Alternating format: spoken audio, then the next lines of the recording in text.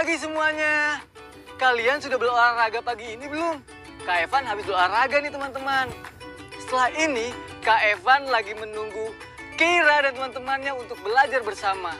Tapi sepertinya Keira dan teman-temannya lagi bermain sepeda deh. Teman-teman, sebelum belajar dimulai, kita berdoa dulu yuk. Agar pembelajaran hari ini bisa terlaksana dengan baik dan bermanfaat nantinya. Berdoa dimulai. Teman-teman, selagi Kak Evan menunggu Keira dan teman-temannya bermain sepeda, Kak Evan mau menyiram tanaman dulu nih. Ikut yuk. Kak Evan sangat bersyukur sekali teman-teman. Tempat tinggal Kak Evan, sumber airnya cukup banyak, jadi tidak kekeringan. Bagaimana dengan tempat tinggal kalian?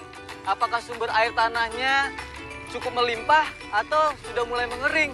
Teman-teman, jika tempat tinggal kalian sudah cukup mulai mengering, apa yang akan kalian lakukan? Apakah membuat tempat penampungan air atau mencari sumber air lain? Kalian bisa ceritakan di buku kalian masing-masing ya teman-teman. Jadi ingat cerita tentang ABC kemarin ya. Semoga kita tidak pernah mengalami peristiwa yang dialami ABC itu teman-teman. Ayo membaca.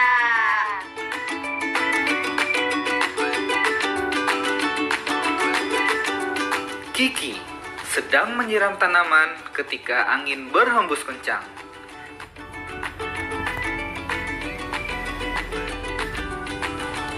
Sehelai kertas melayang dan jatuh di kakinya. Kiki mengambil kertas itu. Hah? Surat? 12 Desember 2220. Hai kawan, kenalkan, aku ABC. Saat ini, aku dan penduduk negara ini tidak memiliki air. Sungai-sungai kering, danau-danau tidak ada lagi. Tanah tandus sehingga tidak ada tumbuhan yang hidup. Hewan-hewan, mereka semakin sedikit. Banyak yang mati karena kelaparan dan dahaga. Adakah air di tempatmu? Tolong tunjukkan lokasimu supaya aku bisa mengambil air dari sana. Terima kasih banyak kawan. Bantuanmu sangat berharga. Lama Kiki merenungi isi surat itu. Ia ingin membantu ABC, tetapi bagaimana caranya? Bu, Ibu. Bu, Ibu. Bu, ada surat nih, Bu. Dari siapa? Dari masa depan. Tahun 2220. Emang air di masa depan bisa habis ya, Bu? Itulah mengapa kita tuh harus menghemat air. Mandi nggak usah lama-lama. Terus kalau mau siram tanaman pakai air bekas pakai, tapi tidak mengandung sabun. Nah terus kita bisa menampung air hujan dan terus kita bisa membuat. Bisa membuat apa, Bu? Halo Pak, ini Bu Rika nih Pak. Iya, saya mau pesan pipa ya Pak ya. Ada? Iya, yang diameternya 10 cm. Panjangnya berapa? Ya deh boleh, kalau gitu. Saya pesan 2 ya Pak ya. Bisa diantar sekarang Pak? Iya, ke tempat biasa. Saya ada di rumah kok. Ya Pak, terima kasih ya Pak ya. Ibu mau membuat apa? Biopori. Biopori. Biopori. Tahukah kalian apa itu biopori? Biopori adalah lubang yang dibuat tegak lurus ke dalam tanah. Biopori berguna untuk memudahkan air terserap ke dalam tanah. Semakin besar dan banyak biopori yang dibuat, peresapan air ke dalam tanah akan semakin banyak. Mau tahu bagaimana caranya membuat biopori? Pertama-tama, kita siapkan dulu alat yang dibutuhkan. Pipa paralon dengan panjang minimal 50 cm dan diameter minimal 10 cm. Bor biopori atau linggis. Tutup paralon. Sampah organik berupa daun dan sisa sayuran atau buah. Bor tangan atau besi yang dipanaskan. Dan begini cara membuatnya. Pertama, buatlah lubang-lubang kecil pada paralon dan tutupnya. Menggunakan bor tangan atau besi yang dipanaskan. Lubang-lubang ini berguna mengalirkan air ke dalam tanah. Kemudian, buatlah lubang di tanah sepanjang paralon menggunakan bor biopori atau linggis. Setelah itu, masukkan paralon ke tanah dengan posisi tegak lurus. Ingat ya, teman-teman, tegak lurus, jangan melintang. Lalu, isilah paralon dengan sampah organik.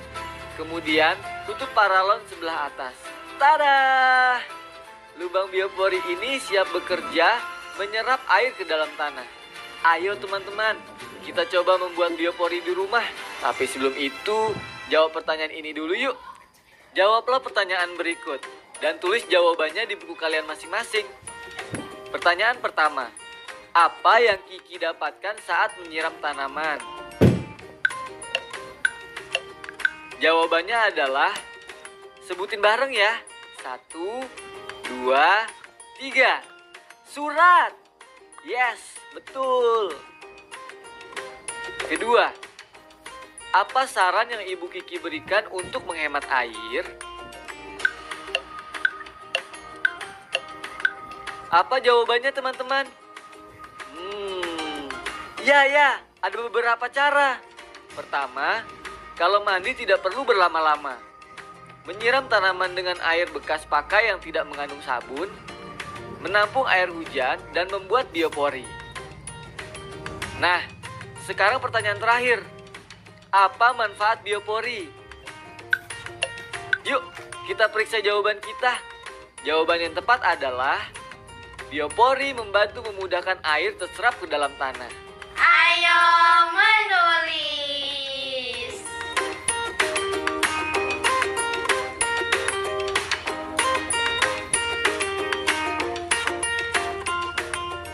Hai ABC, apa kabarmu hari ini? Aku sangat sedih membaca suratmu. Aku juga menyesal telah memakai air dengan boros. Mulai sekarang, aku akan...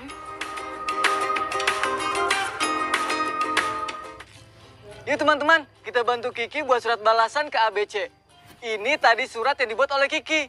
Kalian bisa menuliskannya di buku kerja kalian setelah kita selesai belajar nanti. Setelah kalian selesai menulis, bacakan surat itu di depan orang tua kalian ya. Ayo berlatih. Teman-teman, coba perhatikan lagi surat yang ditulis ABC. Ia menggunakan kata sapaan. Hai kawan. Kata sapaan seperti itu bisa digunakan kepada orang seusia yang belum kita kenal. Tentunya kita perlu menggunakan kata sapaan yang lain jika surat itu ditujukan kepada orang yang lebih tua. Nah, sebetulnya apa sih maksudnya kata sapaan itu? Kata sapaan adalah kata yang digunakan untuk menegur sapa orang yang diajak berbicara atau menggantikan nama orang kedua. Penggunaannya sangat terkait pada kebiasaan setempat, situasi, dan kondisi percakapan.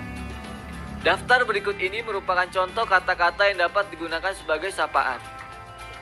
Pertama, nama diri. Contohnya seperti ABC, Amir, Kiki, dan sebagainya. Kedua, kata yang menunjukkan kekerabatan, seperti bapak, ibu, kakak, adik, paman. Ketiga, gelar kepangkatan, jabatan, atau profesi, seperti kapten, camat, dokter. Keempat, kata nama seperti tuan, nyonya, dan nona. Kelima, nama pelaku seperti penonton, hadirin, atau pendengar. Halo Kak Evan. Hei, kalian udah selesai sepedanya? Udah Kak, capek. Hai teman-teman, kenalkan, ini Keira, sepupunya Sherin. Dia yang akan menemani Kak Evan untuk belajar, karena Sherin lagi sakit. Oh iya teman-teman, jangan lupa jaga kesehatan kalian di rumah ya.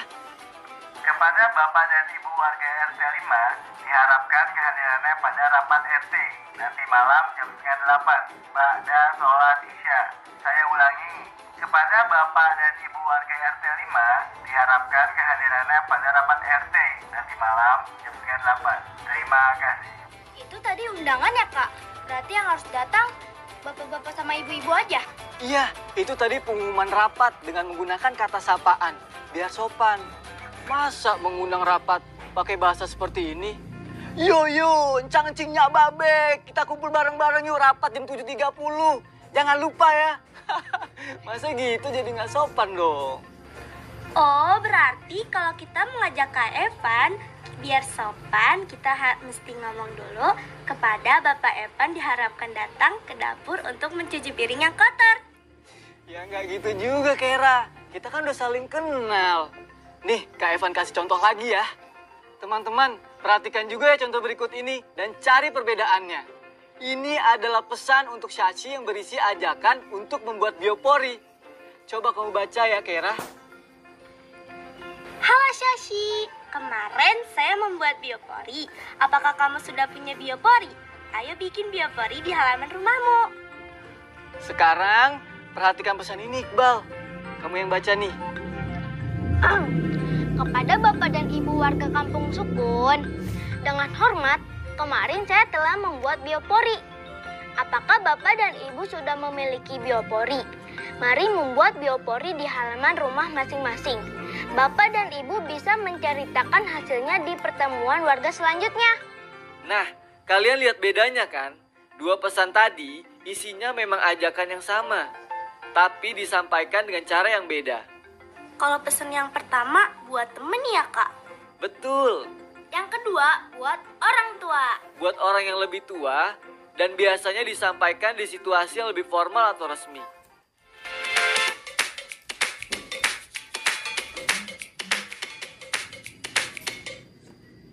Ayo berhitung. Oh gitu, Mas. Oke, nanti dihitung aja ya, Mas. Nanti saya kasih tahu ayah saya.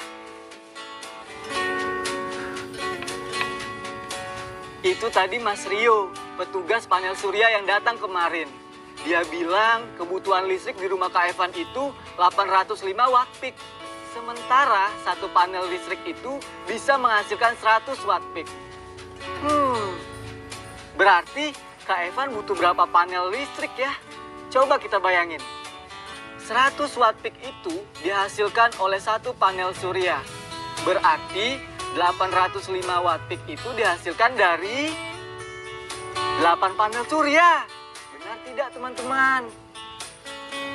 805 dibagi 100 sama dengan 8 panel surya. Sisa 5 watt peak. Yes, urusan panel listrik hari ini aman. Sekarang urusan... Kak, bantuin soal matematika dong. Aku lupa kalau aku ada tugas matematika. Ya udah, tapi nanti kamu bantuin Kak Evan bikin poster lagi ya. Siap, Bos. Ayo menyimak. 1 dibagi 9, 0, aduh, pusing. Bagian mana yang pusing, Iqbal?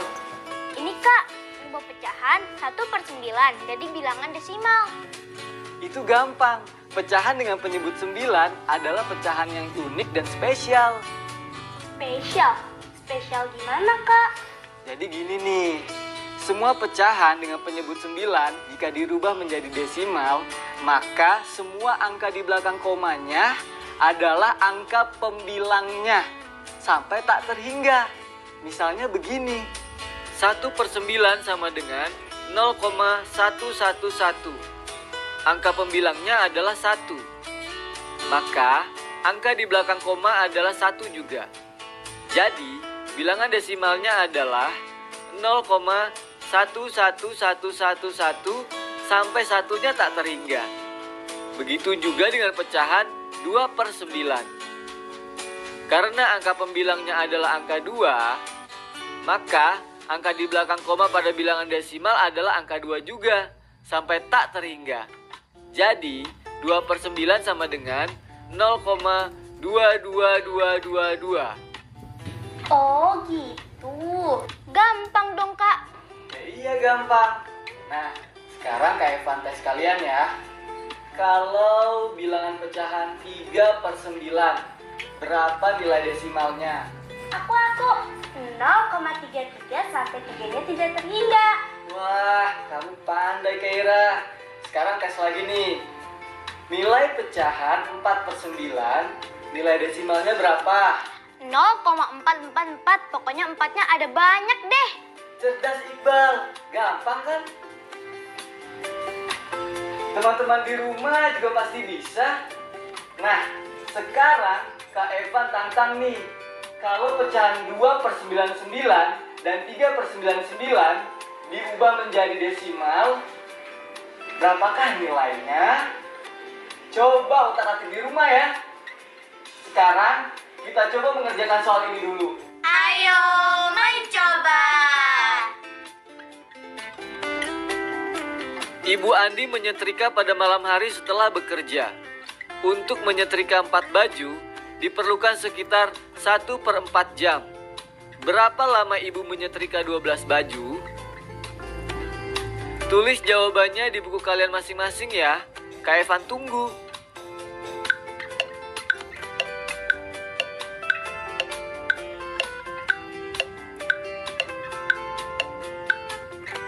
Yuk, sekarang kita cek jawaban kita. Diketahui, waktu untuk menyetrika 4 baju sama dengan 1/4 jam. Maka, untuk mengetahui berapa waktu yang dibutuhkan untuk menyetrika 12 baju, kita buat persamaan matematikanya sebagai berikut. 12 dibagi 4 dikali 1/4 sama dengan 3 dikali 1/4 sama dengan 3/4 jam. Pertanyaan kedua. Supaya lebih hemat listrik, ibu ingin menyetrika selama 1/4 jam untuk 30 baju. Berapa waktu yang ibu punya untuk menyetrika 1 baju? Yuk kita cek sama-sama. Caranya, 1/4 dibagi 30. Kita ubah dulu pecahan 1/4 menjadi pecahan biasa, yaitu 5/4. 5/4 dibagi 30. Kalian masih ingat kan cara membagi bilangan pecahan dengan cara membalikan pembilang dan penyebut pada bilangan pembaginya? Jadi, 5/4 dikali 1/30 sama dengan 1/24. Ayo berlatih. Sebuah rumah memiliki 3 bak penampungan yang memiliki kapasitas total sebesar 457 1/2 liter. Berapa banyak air yang berhasil ditampung di masing-masing bak penampungan tersebut jika terisi penuh? Sekarang coba bayangkan, kalau 3 bak berisi 457 1/2 liter air, berarti 1 bak sama dengan... Aku tahu caranya, berarti 457 1/2 liter dibagi 3 karena baknya ada 3. Nah, sekarang coba kamu tulis caranya di buku. Karena pembilang dan penyebut harus dibalik, maka 457 1/2 liter dibagi 3 sama dengan 457 1/2 liter dikali 1/3. Untuk memudahkan, kita ubah pecahannya menjadi pecahan biasa, yaitu 915/2 kali 1/3 sama dengan 915/6.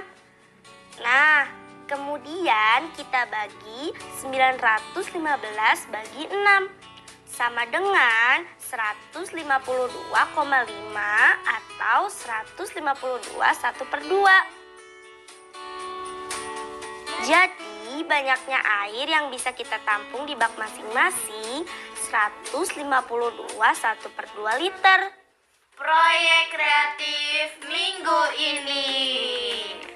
Hah, kita disuruh ngisi tabel. Katanya mau buat poster. Tabel ini penting buat bikin poster nanti. Kirain aku disuruh ngecat atau ngewarnain atau gambar. Kan aku paling senang kalau gambar. Iya, itu nanti.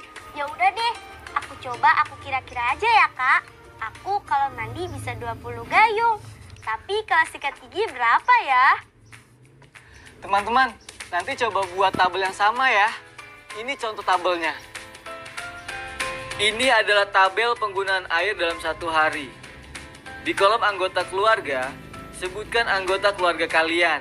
Apakah ayah, ibu, kakak, atau adik, dan termasuk kalian sendiri.